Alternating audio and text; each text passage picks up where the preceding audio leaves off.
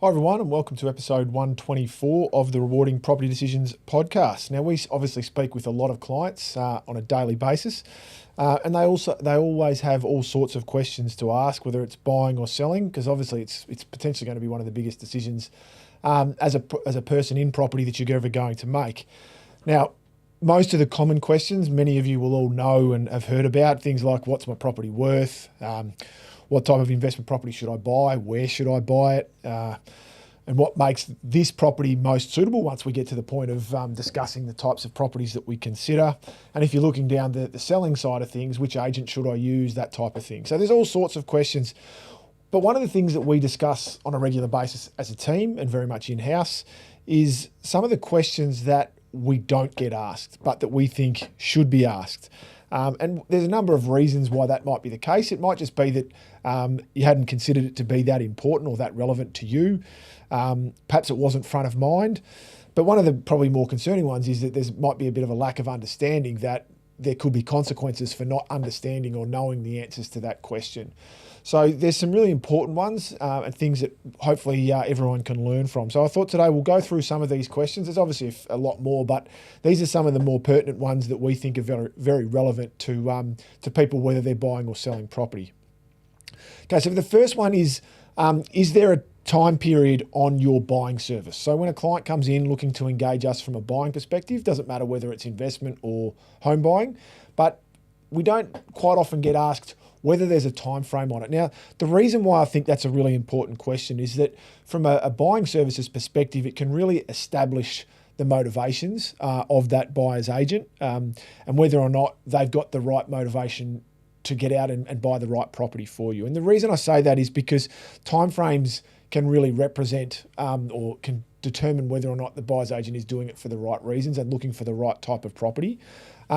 Because if there is a time frame on it, then are they rushing that service to just make sure that something gets bought before the time frame ends?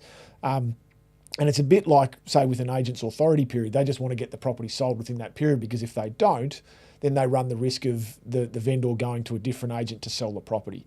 So the timeframes can be a really strong motivating factor, and it's something that from a buyer's perspective, that if you are engaging someone, you need to understand how that's going to work, and should you come to the end of that time, what's going to happen to kick on to the next stage. So it's really important from the buying services perspective to understand the client's needs and wants up front, so that you know whether or not it's going to be serviceable and feasible within a time frame, but also so the client doesn't feel as though they're being pressured to make a decision just so that a property gets bought. So I think that's a really important question for people to ask. The next one I've got is how often, if a client asks us, how often do you reject or choose not to work with a client for what reason? So why would that be the case? And I think this sort of from the client's perspective starts to determine who you're going to be working with and who's going to be representing you out in the marketplace. So is their objective to just buy as many properties as they possibly can and just take on whatever client needs and wants they may have? Or are they trying to choose to work with the right people with the right motivations, like-minded, and to try to be on the right page? Because who you choose to work with, I think, then reflects on you as a business and as a person to make sure that there's the right motivations to be done. And so some of the more common reasons why in the past we have said to prospective clients that we don't think that it's going to be mutually beneficial for us to work together. The most common one is probably unrealistic expectations, so that the client may be thinking that they can buy a certain type of property with a fairly restricted budget in a certain location, and that can make things really difficult. It can overpromise the client that we're going to be able to do that, it won't be a problem, and then only to have to change their expectations. So we'll give that and paint a really clear picture up front that, look, we think with that budget, this is more where you need to be looking, or this type of property, that sort of thing. And if there's not a mutual fit there, then we're much more comfortable saying, look, we would rather not proceed because we don't feel as though we can work that budget. There's obviously differing motivations, particularly from an investment perspective. Some investors are looking more at a yield-focused asset and are perhaps looking outside of metropolitan areas or interstate. And again, that's not something that we do. We facilitate Melbourne property buyers, so that there's a difference there.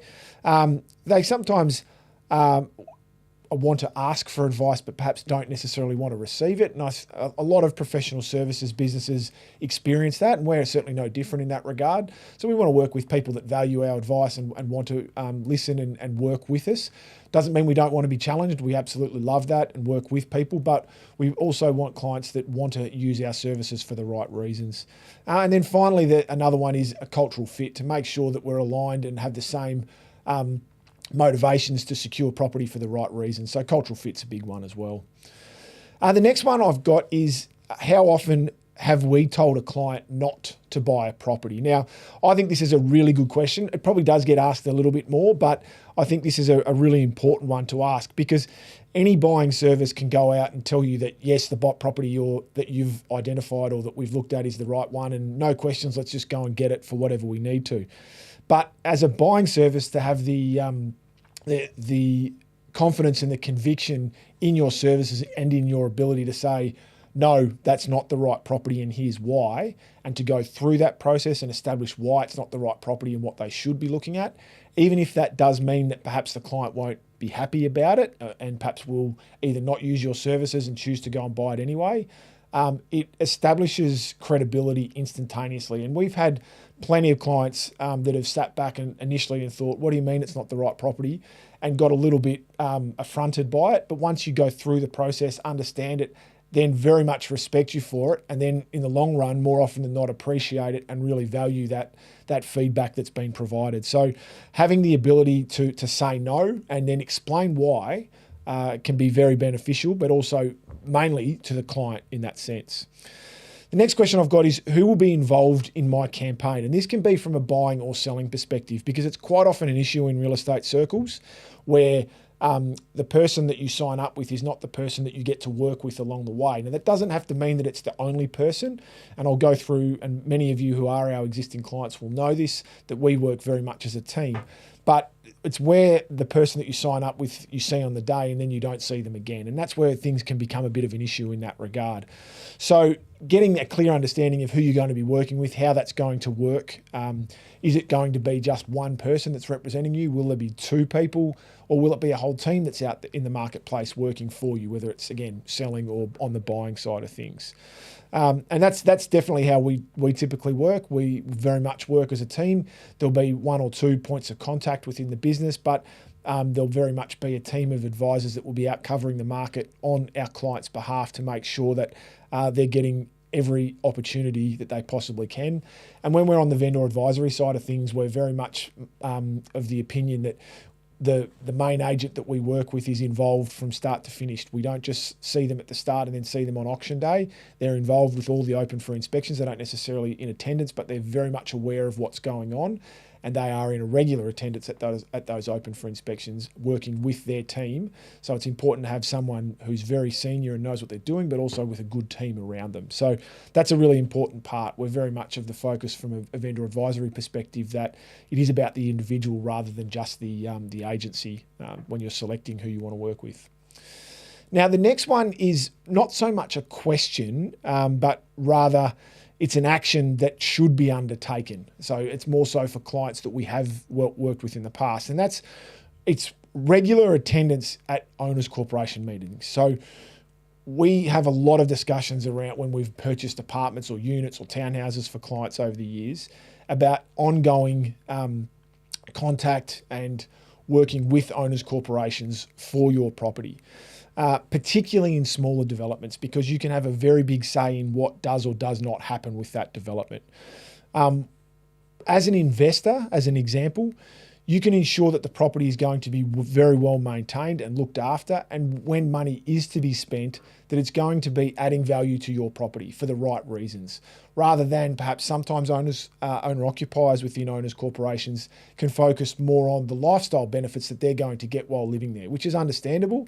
But as an investor, you're focused more on what's going to be maintaining the value of the property, increasing the value of the property, increasing and maintaining the presentation. But if lifestyle benefits are not going to add to that, then perhaps it's something that you need to have a say in. And one of the concerns that we have over the years is when we've seen many developments that have looked fantastic at time of purchase, been really well maintained, but have just gradually gone downhill over a period of time. And it can become very disheartening for investors over that period of time, and all of a sudden they've had a great property that's then gone downhill. But when we get to the point of having discussions with them to understand what's been going on, what have they been doing, more often than not, they haven't been attending those owners corporation meetings on an annual basis and not being able to then be involved in any decision making. It's really hard to impact decisions on a property, whether it's getting work done or preventing work from being done, if you're not in regular attendance and in regular communication with your owners corporation managers to make sure that everything's being done the right way and for the right reason. So I think from an action perspective, that's a really good one to keep on top of that sort of thing. The next one is from a selling perspective, and it's one of the more important things I think to take into account. Now, when we're assisting from a vendor advisory perspective with clients to sell a property, the most common questions, and many of you will know all of these, but that we do get asked are, what's my property worth? Which agent should I use to sell? Can we sell it as soon as possible?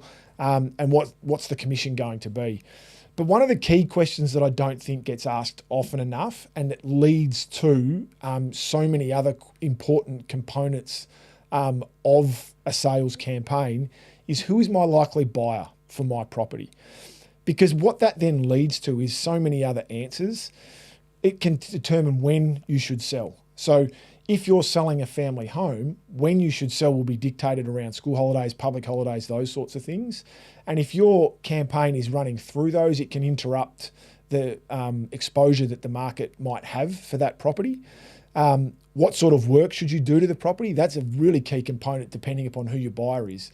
If it's likely to be an owner-occupier versus perhaps a property that the house has started to become a little bit dated and derelict, so perhaps there's elements of a developer that might be looking at it. Well, should you be spending money on those improvements, or are you better off focusing purely on the developer market and making sure that it's going to be attractive to them? So getting the balance right around how much work you should or shouldn't do is really important depending upon who the buyer profile is going to be. It also can impact on what method of sale you should use. So as an example, you might be tossing up between an expression of interest and an auction or a private sale. And if you're in the market where first home buyers are likely to be your most common buyer, first home buyers notoriously are put off by expressions of interest because they don't understand them, they lack transparency, and it can be a bit of an uncomfortable environment for them to be in. So perhaps you should be going down the private sale path rather than the auction process if you don't think that the market's there at a particular time for an auction. So again, understanding the buyer profile then impacts on method of sale, and what type of marketing you should do, again, is a really important component as well. So where you should be focusing your marketing attention depending upon who your buyer is. So we've done podcasts in the past around social media advertising and online advertising, that type of thing. And those components, particularly again for first home buyers versus family homes, can have a really big impact on which way you go and where you focus your marketing dollar in order to attract as many buyers as you possibly can. So I think that's a really important question from a seller's perspective. The next one is, how much should I spend? And this is coming from, say, particularly from an investor's point of view, and where's the sweet spot in the market. Now, for many investors, they come to us ready to go with their finance already sorted, with how much they want to spend. And for those that are in a particularly strong position, they probably then need to go to the next question, which is, should I be spending this amount of money, and is that the right sector of the market for me to be in? Because just because you've got that amount of money doesn't mean you should spend it all. Sometimes there might be a sweet spot in another area, and it doesn't mean you compromise to spend lower. You still want to be buying a good quality blue chip asset. But if the market's better, giving you better opportunities from a supply point of view or a lack of competition perspective, and you can still get really good quality property in that, perhaps you don't need to spend all that you were intending to, which might then mean that you could buy a second property, or it might mean that you look to invest those funds in another asset class that might give you some diversity as well. So asking that question of, okay, yes, I've got this amount, but should I be spending it all, or are there alternate price points in different areas that might be more suitable from a market perspective at that point in time?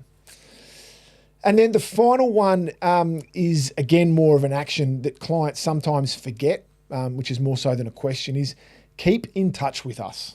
So if you're an ongoing client, you've been in touch, you've purchased with us in the past, whether it be an investment or a home, we love speaking to our clients.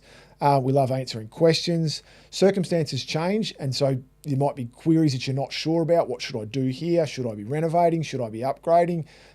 What should I do with this property? You'll all have known and seen, I've had Jordan Telfer on the podcast on many, many occasions. He's extremely knowledgeable. One of his major roles within our business is helping out our existing clients, whether it be around property management, whether it be around other aspects of the asset itself.